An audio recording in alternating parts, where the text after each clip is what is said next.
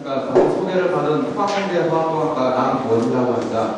제가 오늘 발표해드릴 내용은 반도체 소자의 어플리케이션을 목적으로 금속 산화막을 특성을 평가한 건데, 거기에 사용되는 화학기상 투자법의 원료 물질로서 새로운 합성 물질을 사용해서 한 결과와 FTIR을 이용해서 분석한 결과를 말씀드리겠습니다.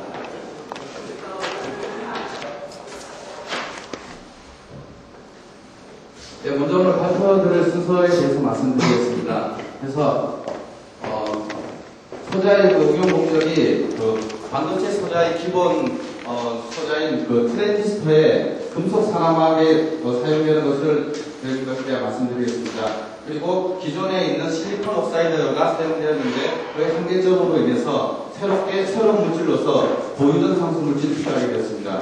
그리고 그 증착하는 방법으로서는 어떤 원자 레벨에서 두께를 컨트롤할 수 있는 ALD라는 방법에 대해서 잠깐 말씀드리겠습니다.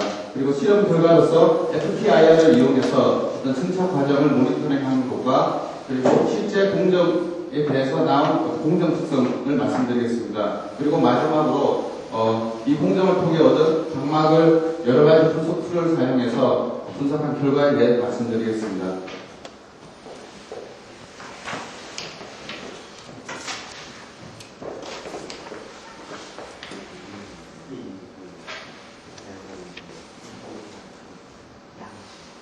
화공 쪽이나 반도체 쪽 소자 관련해서는 잘 모르시겠지만, 디램 같은 경우에는 하나의 트랜지스터와 하나의 카패시터로 이용해서 정보를 연산하게 되고, 우리가 흔히 아는 CPU라는 것은 이제 수많은 트랜지스터로 이루어져서 어떤 연산을 수행하게 됩니다.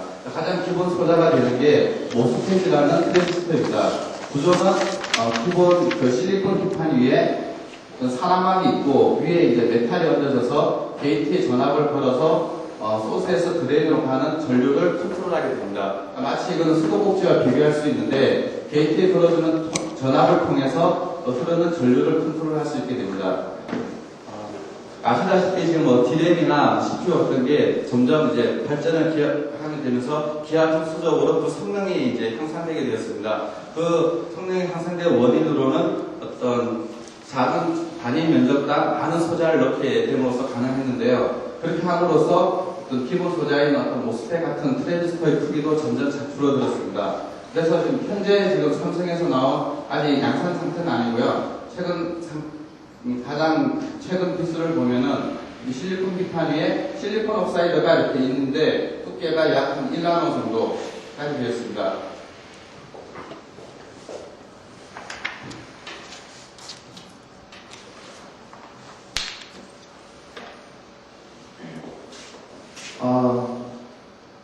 이건 향후 이제 반도체 산업이 이제 발전에 따라서 기본 소자의 모스펫에서 어떤 것이 어떻게 변하는가를 이제 나타내고 있는데, 앞에서 말씀드린 산화막의 두께가 향후 점점 발전할수록 1나노 이하로 이렇게 예상될 것으로 기대되고 있습니다.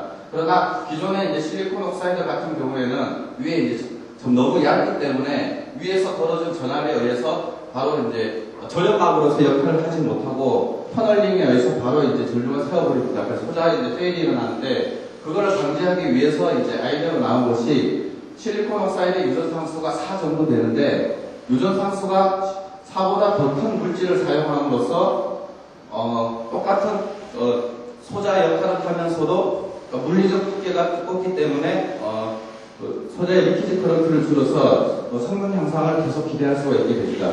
그래서 향후 생각하고 있는 것은 실리콘 나이트라이드 경우에는 8 정도 두께가 되고요.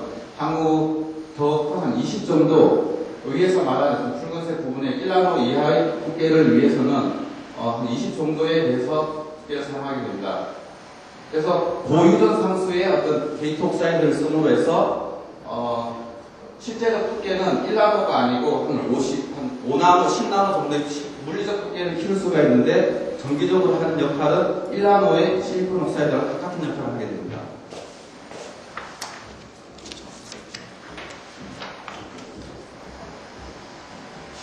저희는 IETM이라는 어떤 소자의 반도체 회사들 위주로 한 소자에 관한 학회에서 발표된 이제 최근 연구 동향에서 실리콘 옥사이드를 대체할 하이케이 물질, 고유전 상수 물질에 대해서 좀 연구 경향을 나타낸 것입니다. 그래서 최근의 경향을 보면 지르코늄 옥사이드 그리고 하프늄 계열의 산화막 또는 거기에 실리콘이나 알루미네이트가 들어가는 실리케이트와 알루미네이트 등으로 연구 방향이 정해지고 있습니다.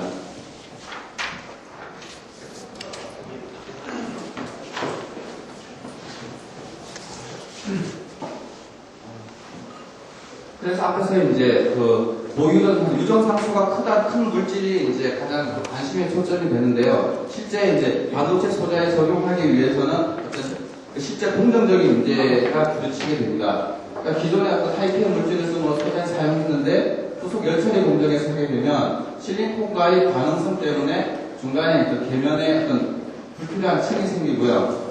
그래서 이 층 또는 요 산화막이 쉽게 결정화가 형성됨으로써 소재에 또 나쁜 영향을 끼치게 됩니다. 따라서 되게 해결책으로 나오는 것이 지르코늄과 하프늄 옥사이드 같은 유전상수 큰 물질이 이제 궁극적인 목표지만 실리콘과의 어떤 계면 특성을 향상시키기 위해서 실리콘이 여기에 추가된 실리케이트 물질이 가장 유력한 게이트 옥사이드 그 산화막 물질로서 연구가 되고 있습니다. 실리케이트 같은 경우에는 실리콘과 지르코늄 옥사이드 사이에서 어떤 안정화 상으로 존재한다는 것을 어떤 연결적으로 이렇게 알 수가 있습니다.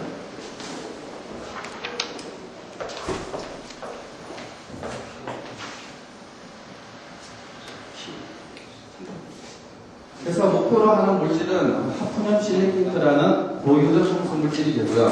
그것을 증착하는 방법으로서는 아토믹 레이어 디포지션이라는 ALD 방법이 가장 유력시 되고 있습니다.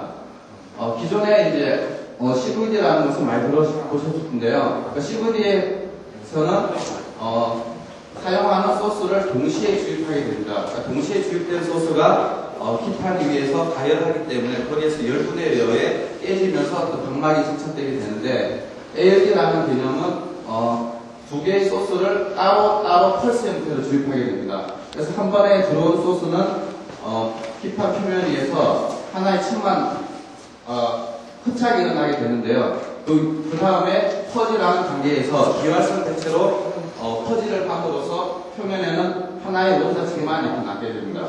그래서 다음에 들어온 소스는 이전에 흡착된 분자층과 반응을 일어나서 이렇게 병막이 디지털 식으로 레이어 바이 레이어로 성장이 일어나게 됩니다.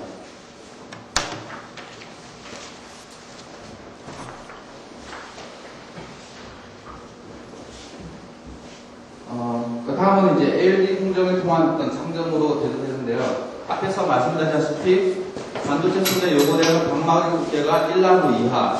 그래서 옹스트롱 레벨에서의 두께 조절이 가장 필요로 하게 되었습니다. 그래서 ALD라는 방법은 소스를 번갈아 주입함으로써 하나의 이제 한 층 레이어 바이 레이어로 이렇게 그룹을 할 수 있기 때문에 보시다시피 필름의 두께는 우리가 한번 수행한 사이클에 따라서 대략 한 1옹스통씩 이렇게 병막이 성장되게 됩니다. 그래서 두께 조절이 용이하고요. 그리고 어떤 CVD의 어떤 장점인 어떤 3차원적인 입체 구조의 유니폼한 병막을 형성할 수가 있습니다.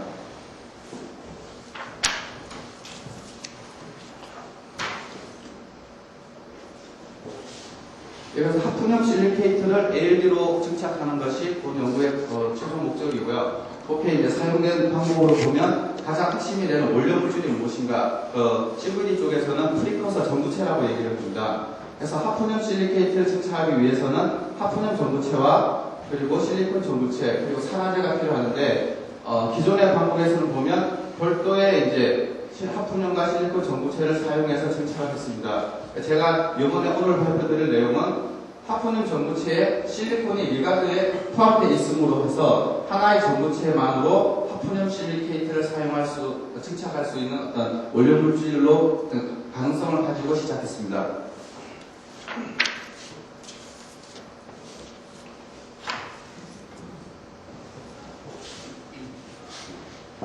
앞에서 말씀드린 것 같이 본 전구체, 사용한 전구체는 다음과 같이 하프늄이 있고 실리콘이 리가드로 해서 4개가 이렇게 붙어있는 이런 형태입니다.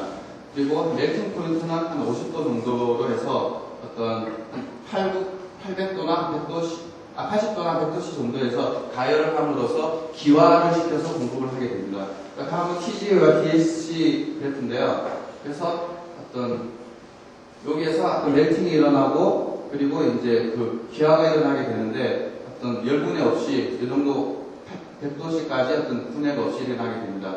산화 옥시전 분위기에서 보면 한 180도 정도에서 완전히 산화가 일어나는 것을 알 수가 있습니다.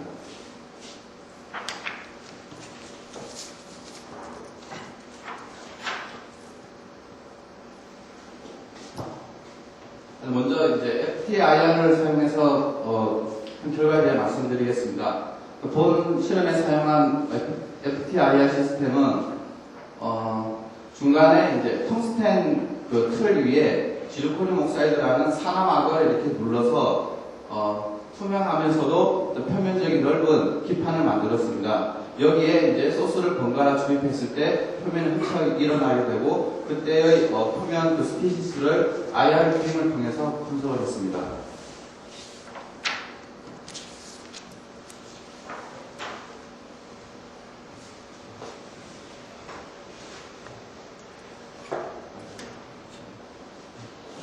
본 실험에서 사용한 것은 앞에 있는 하프늄 전구체, 그래서 실리콘 부분이 들어간 부분은 헥사메틸 다이실레인이라고 해서 이 전구체와 물을 번갈아 가면서 산화막이 세척되게 됩니다. 처음에 기판에 이제 물을 공급하게 되면 표면에는 OH만 이렇게 파란색 나타난 것 같이 OH만 남아있게 됩니다. 여기에 하프늄 전구체를 주입하게 되면 표면에付着된 OH기와 반응이 일어나서 하프늄 소스가 주입됨에 따라서 OH 피크는 감소하면서 하프늄에 붙어있는 카본 CH 반도가 점점 팽창되는 것을 볼 수가 있습니다.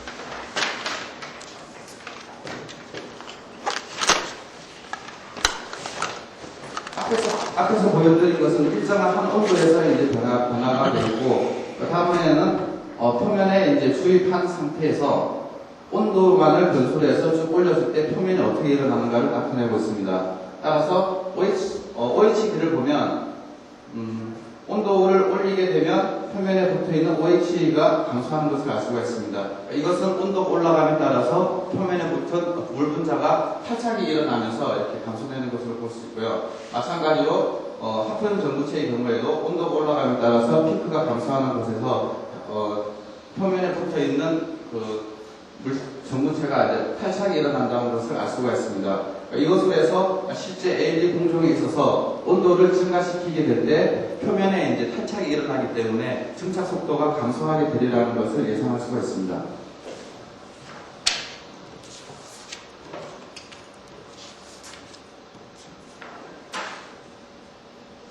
다음으로 ALD 공정에 대해 말씀드리겠습니다. ALD 공정이라는 것이 이쪽에 그림이 잘려졌는데요. 하프늄 전구체와 물을 번갈아 가면서 주입하게 됨으로써 어떤 하프늄의 어떤 산화막을 수정하게 됩니다. 여기에 사용되는 어떤 밸브들은 PC를 통해서 온오프를 컨트롤하게 되겠습니다. 그리고 사용한 기판은 실리콘을 사용했고요. 증착 온도는 150도에서 400도씨 정도에서 증착을 했습니다.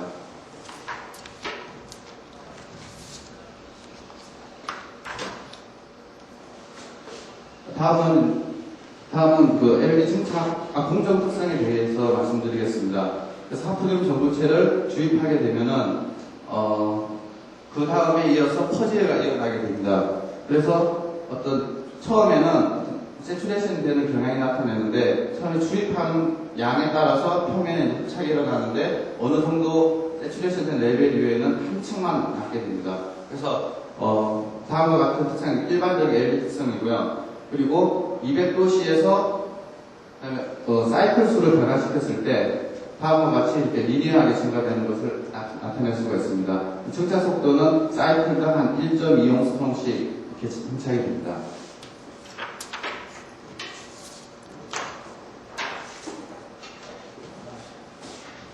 다음은 온도에 따른 증착 속도의 변화를 나타내고 있습니다.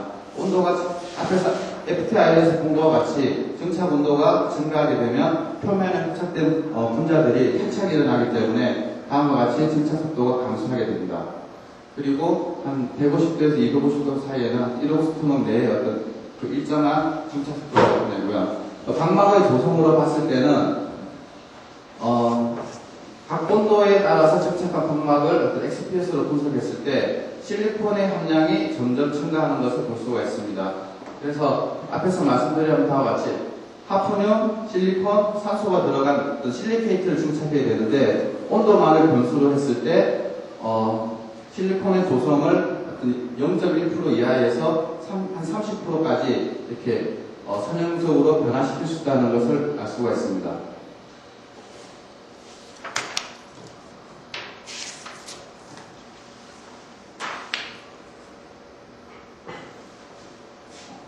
다음은 OJ를 통해서 방막의 조성을 분석한 것입니다. 그래서 방막의 두께는 여기 기판에 있는 실리콘이 나올 때까지는 이 정도까지가 이제 방막의 두께가 되겠고요. 그리고 방막 내에 하프늄과 산소가 들어간 하프늄 옥사이드, 저온에서는 말씀드린 것 같이 실리콘 함량이 적기 때문에 순수한 하프늄 옥사이드가 증착이 되고요. 또 고온에서 보면 실리콘 함량이 한 30%까지 들어간 실리케이트, 우리가 원하는 실리케이트가 증착된 것을 확인할 수가 있습니다.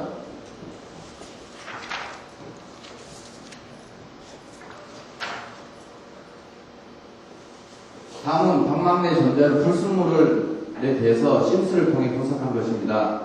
기존의 XPS나 OJ 같은 경우에서 보면 어떤 1% 미만의 어떤 미세 불순물에 대해서 조성을 알기가 힘듭니다. 그래서 어떤 심스를 사용하게 되면 어떤 불순물의 프로파일을 볼 수가 있는데요. 그러니까 전자 반도체 소재에서 가장 나쁜 영향을 미치는 게 카본과 클로린입니다. 그래서 방막 내 카본과 클로린이 온도에 따라서 변화되는 경향을 보면 카본 레벨은 어느 정도 변화가 없고 클로린의 파란색 같은 클로린 변화는 온도가 증가함에 따라서 감소하게 됩니다. 따라서 400도씨 정도의 어떤 실리케이트 필름은 방막의 불순물도 좋고 우리가 원하는 하프늄 실리케이트로서의 어떤 역할을 하리라고 기대가 됩니다.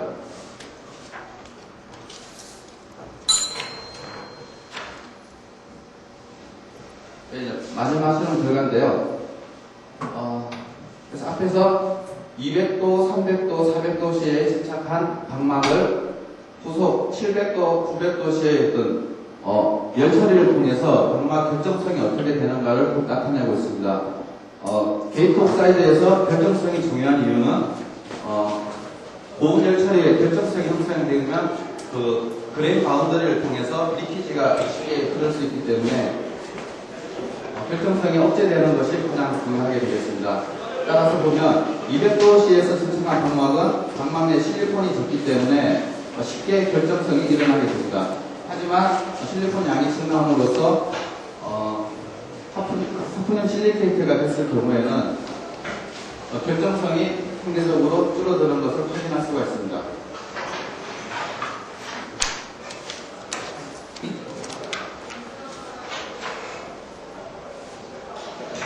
네, 결론의 서머리를 보겠습니다.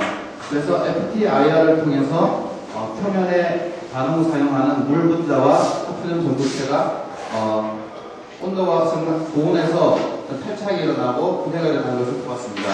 그리고 LED 공정에서 어떤 소스 주입 시 5초 이상의 세츄레이션 되었고요. 그리고 200도씨에서 사이클당 1.0%의 어떤 일정한 값을 나타내었습니다. 그리고 방막의 조성을 살펴보면 온도가 올라감에 따라서 증착 속도는 떨어졌고요. 탈착에 의해서. 그리고 실리콘 함량은 늘어났습니다.